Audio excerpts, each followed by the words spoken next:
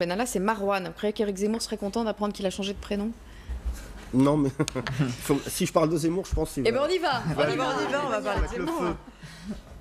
Alors Yannick Bellatar, vous savez, Monsieur Zemmour a développé sa théorie sur les prénoms français. Il l'a développé hier dans notre émission. Écoutez Zemmour sur notre plateau.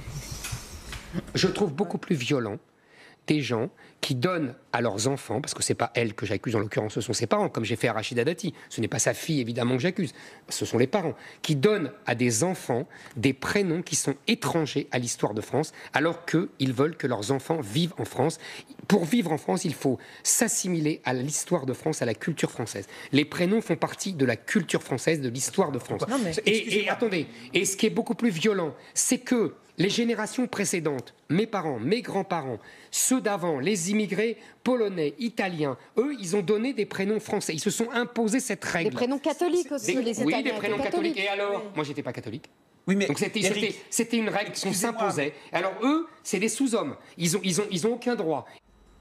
Alors, quand vous entendez Éric Zemmour prétendre qu'Absat aussi aurait mieux fait de s'appeler Corinne, vous explosez de colère ou vous explosez de rire? Non, alors Zemmour me fait pas rire du tout. Vraiment, je vais vous dire quelque chose et il pourra porter plainte derrière. Vous savez, il y a quelques années en France, il y a une chanson des Berruriers Noirs qui disait « La jeunesse emmerde le Front National ». Moi, Yacine Bellatar, j'emmerde Éric Zemmour, que ça soit très clair. Et la jeunesse emmerde Éric Zemmour. Le quotidien des Français emmerde Éric Zemmour. Il faut qu'à un moment, les gens qui font les chaînes de télé emmerdent Éric Zemmour. Parce qu'à un moment, les gens qui ont fait fortune lors de la ruée vers l'or, ce n'est pas les gens qui ont trouvé de l'or, c'est les vendeurs de pioches.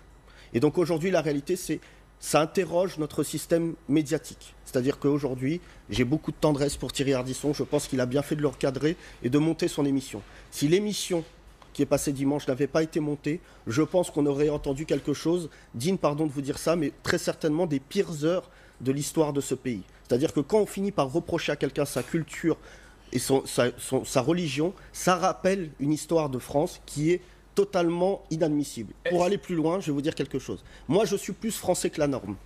Moi, mes grands-parents, mon grand-père, il a fait 17 ans dans l'armée française.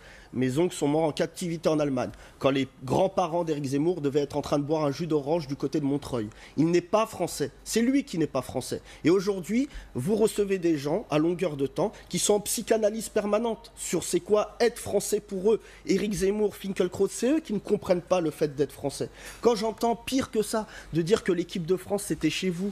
L'équipe de France, elle ne représente pas les Français parce qu'il y a des Noirs et des Arabes. Mais là, on marche dans un délire. C'est-à-dire qu'il a même fini par dire que Karim Benzema était là à Naïsna. Ce n'est pas vrai. Karim Benzema n'était même pas là dans le bus de Naïsna. Mais ce qui m'interroge aujourd'hui, c'est que, et je dis ça, c'est un avertissement pour les artistes. Parce qu'ils ont Twitter. Moi, j'ai lancé merde Éric Zemmour. Hashtag merde Éric Zemmour. Vous pouvez le relayer, il faut lui polluer sa vie. Parce qu'aujourd'hui, les artistes, ils viennent sur vos plateaux télé pour vendre des films, pour vendre n'importe quoi. Ils n'aiment pas s'engager. Hein. Et bien là, c'est le moment, à un moment de dire, on ne peut pas demander aux Français d'aller voir nos films et derrière de ne pas s'engager quand un mec fait ça. Est-ce qu'il faut aller jusqu'à ne plus lui donner la parole? Non, mais c'est pas une histoire de ne pas donner la parole. Je pense qu'RTL a fait un très beau mouvement. Parce qu'on est vendeur de pioches quand on fait ça. Non, mais absolument. Mais vraiment, moi, je vous dis quelque chose. J'en suis à regretter l'ORTF. Mais c'est-à-dire, je vais vous dire quelque chose et vous êtes le mieux placé autour de cette table pour savoir. C'était l'époque où le ministre de l'Intérieur visionnait les JT avant de les diffuser. Mais non, mais c'est la responsabilité éditoriale. C'est-à-dire que je vous dis ça par provocation, mais évidemment, je ne suis pas pour l'ORTF. Mais on a une responsabilité éditoriale. Qui on met autour de la table?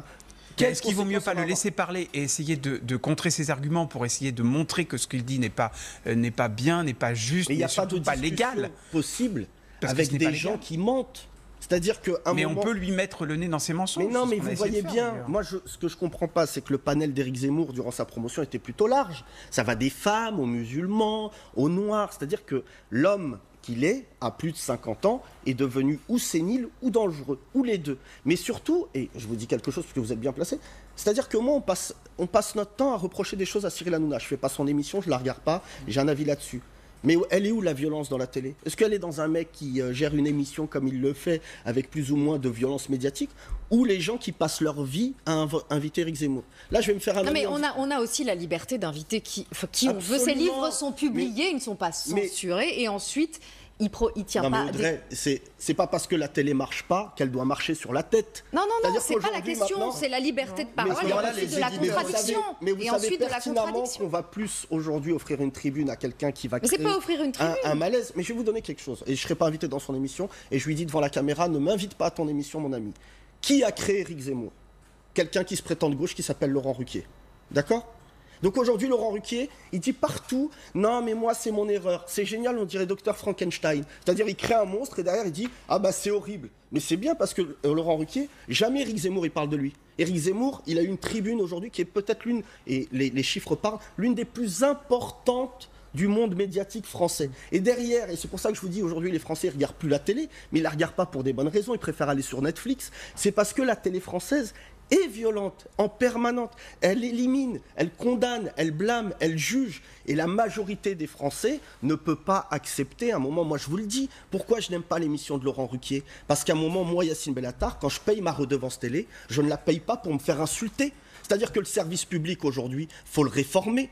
Parce qu'aujourd'hui, le service public, qui plus est, doit être encore plus représentatif du mélange perpétuel de la France. Que vous fassiez ça sur une chaîne privée, je vous le dis honnêtement, vous pouvez inviter même le clown Bozo. Ça Mais Éric Zemmour, il représente une partie Mais oui, de la une France. partie. vous le vouliez, oui. Et donc elle doit être représentée sur le service public. Mais non, mais c'est pas le problème. C'est-à-dire que je vous dis, à partir du moment où on est tous contributeurs du service public, on a le droit d'avoir un avis là-dessus. Oui. Moi, quand je vais au restaurant, je veux pas que le serveur me dise que je suis un mauvais musulman ou quoi que ce soit. C'est une télé de service. Il y a service public. Et aujourd'hui, si les médias ne se posent pas la question de savoir où est-ce qu'ils vont, je vous rappelle, Éric Zemmour a quand même dit à la télé cette semaine, je suis pas pour la guerre civile, mais si ça arrive quoi? C'est-à-dire qu'à un moment, vraiment, moi j'étais devant ma télé, j'ai dit mais qu'est-ce qu'il y a? Mais si on ne l'avait pas invité à la télévision, peut-être que beaucoup de Français ne se rendraient pas compte de l'énormité de ses discours. Si ça ne reste que des livres et que seulement ses lecteurs les lisent, je pense qu'aussi c'est important de l'inviter pour voir un peu ses dérapages et pour prendre conscience aussi de la pensée Zemmour qui peut être dangereuse. Oui, mais pardon, si on ne le voit pas, on ne peut pas s'en rendre compte parce que personne, tout le monde ne lit pas Zemmour. Mais avec un Front National aussi puissant, c'est-à-dire qu'aujourd'hui, aussi puissant, les Français, c'est pas des piètres médecins. Ils font un diagnostic. C'est-à-dire que quand on prend la télé ces 15 dernières années, on sent bien qu'il y a une soupape qui a pété. C'est-à-dire que les gens, aujourd'hui, ont le droit de venir avoir un avis plus ou moins médiocre. C'est-à-dire que Zemmour a enfanté... Excusez-moi, mais la montée du Front National, ça a commencé avant même à l'époque où il était très ostratisé dans Non, les c'est pas le problème de ça. C'est-à-dire que, je vais vous dire, le problème, c'est cette gauche qui est partie dans les médias en disant « si ça ne nous intéresse pas, nous, ça n'intéresse personne d'autre ». Les Français en tout cas qui sont d'accord avec Éric Zemmour ont pris un maquis médiatique qu'on appelle Internet. C'est-à-dire que la parole, les médias, en tout cas sur le net, la parole s'est totalement décomplexée. Je vous conseille d'aller une journée sur Twitter, vous allez voir que les gens quand même ont un avis. Mais ça, il y a un élément déclencheur. L'épicentre de cela, c'est quand à un moment des gens comme Éric Zemmour ont commencé à être mainstream. Et à partir du moment où ils ont été mainstream, on a fini par se dire, et vous le savez, moi il y a une tradition quand même, c'est qu'avant on se disait, si quelqu'un passe à la télé, ce qu'il dit, ça doit être intelligent. Là, les Français, aujourd'hui, ils se disent, si ce mec passe à la télé, il doit dire de la merde. C'est pour ça qu'on lance le hashtag merde Éric Zemmour. C'est parce qu'aujourd'hui, les gens qui nous ont ramené la Coupe du Monde, ils n'ont pas des prénoms français. Ça ne les empêche pas d'avoir pleuré sur le terrain en Russie. Et pour une fois que des Français gagnent en Russie, ça fait plaisir. Et ben, je peux vous dire que moi, j'étais vachement fier d'être français. Je suis fier quand je vois un mec qui s'appelle Malik, qui est médecin. Je suis fier de voir des mecs qui s'appellent Lamine et qui sont des gens exceptionnels. Mais par contre, ce que je n'accepte pas, c'est que les médias, on puisse se dire aujourd'hui, parce que je vous dis, c'est nous le problème. C'est pas Éric Zemmour. C'est nous la tuyauterie. Quelle eau on met dedans? C'est ça la vraie question. Merci Yacine. C'est déjà fini. Vous êtes sûr que vous voulez aller voir Emmanuel Macron? C'est fou. Vous voulez pas rester avec nous? C'est pas vrai, je veux pas voir Éric Macron. Bon, on vous laisse y aller. Éric Macron. Lapsus. Voilà, c'était génial. Merci beaucoup Audrey. On vous retrouve vite. Et Audrey qui s'appelle en vrai Malika. C'était pour Éric Zemmour. Voilà. C'est mon deuxième prénom. Merci Yacine. On se retrouve dans un instant avec le docteur Gérald Kierzek et notre cher médecin.